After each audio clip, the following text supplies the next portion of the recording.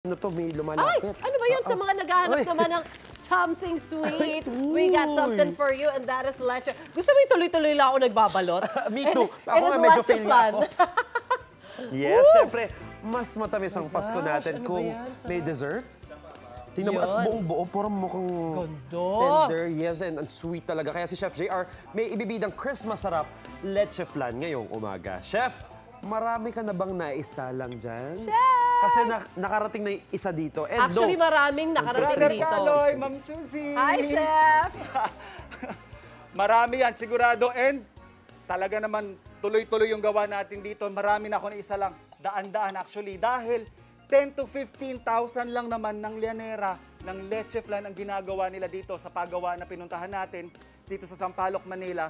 Kaya kailangan nating humabol. Diyos ko po, talaga bang patok na patok ang leche flan, lalong-lalo na sa Kapaskuhan. At syempre, interested tayong malaman, paano ba nila na-execute yung ganun karaming orders? Kaya tawagin natin ang ating kaibigan, si Ma'am Rosel, isa sa mga owners nila dito. A blessed morning, Ma'am Rosel. Good morning po sa inyong lahat and good morning, Chef. Yes, ayan, sabi 10 to 15,000, Ma'am. Opo. Pero may kakaiba bang proseso dun sa paggawa ninyo ng leche flan? Paano niyo ini-execute? Ano yung steps po na ginagawa ninyo?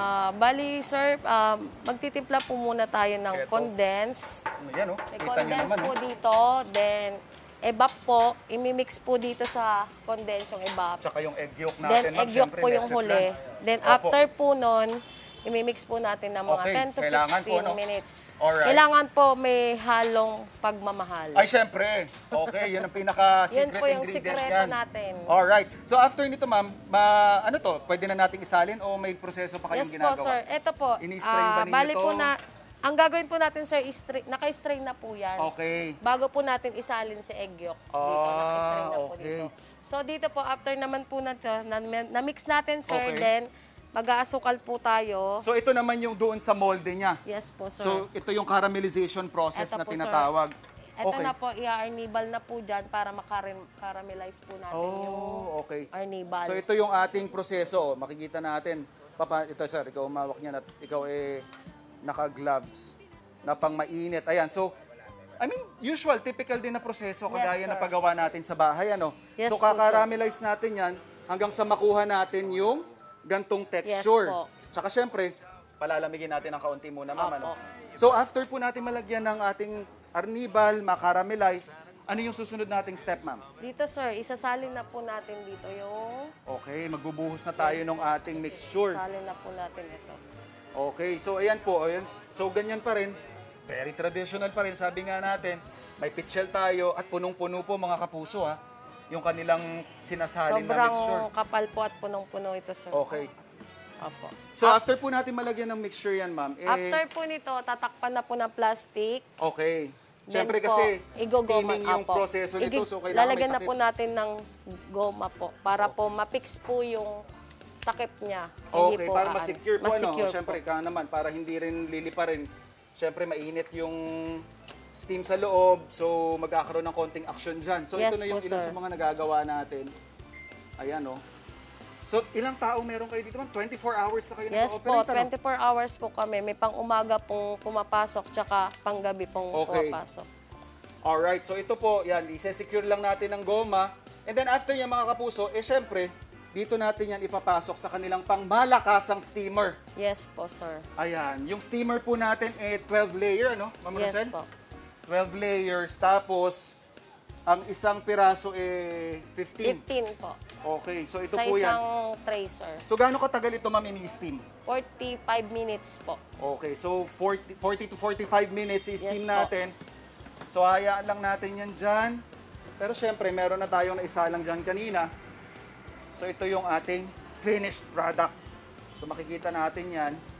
Ano to, ma'am? Pwede nang itaktak agad? Syempre, Hindi po, hindi sir. pa, ano? Hindi po. Papalamigin pa po Okay. natin yan. Mga ilang Na- minutes yan, ma'am, bago lumamig? 30 minutes po to 40 minutes po yan palalamigin. Bago po natin tatanggalin yung... Bago natin Plastic, tatanggalin yung opo. plastic. Okay. Tapos, ma'am, yung ganyan, isang piraso ng lianera, magkano po binibenta natin? Ngayon pong peak season, sir, 70 pesos na po siya. 70 pesos. Apo. Pero Normally pag normal po siya, is 60 pesos po lang sa amin. Oh. Wholesale and retailer po namin yan. Okay, very nice. At saka itong leche flan nila, Ma'am Rosel, mga kapuso, umaabot po ito hanggang Quezon. Hanggang At syempre, Quezon. ayan yung ating finished product. Ito yung pinaka-exciting part dito. Yun, oh. That.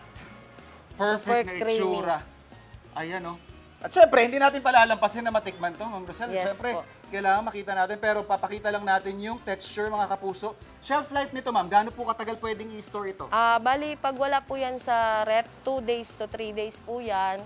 Tapos pag naka-ref po, 5 to 7 days. Then pag naka-freezer, 10 to 14 days, pwede po siyang i-freezer. Mas lalong sumasarap at nag-creamy pag naka-freezer po. Grabe, para kang kumakain ng langit. Yung tamis niya, perfect yung balance. Pero yung mouthfeel niya talaga, winner na winner. And Yes po. yung pinaka-the best kasi dito, ngayon ko lang narinig, pwede palang i-freezer yung leche flan. Kasi sabi ni Ma'am Rosal kanina, pure egg yolk Pure po kasi egg yung yolk po gamit kasi nila. yung gamit namin. So akin na ito, mama. Solo Yes ko na po. to. Winner na winner. Mga kapuso, yan, pasok na pasok sa inyong Pasko. At syempre, sa mga ganitong solid na food adventure, laging tumutok sa inyong pambansang morning show kung saan laging una ka, Unang hirit! Wait! Wait, wait, wait! Wait lang! Huwag mo muna i-close. Mag-subscribe ka na muna sa GMA Public Affairs YouTube channel para lagi kang una sa mga latest kwento at balita. I-follow mo na rin ang official social media pages ng Unang Hirit. Thank you. O sige na,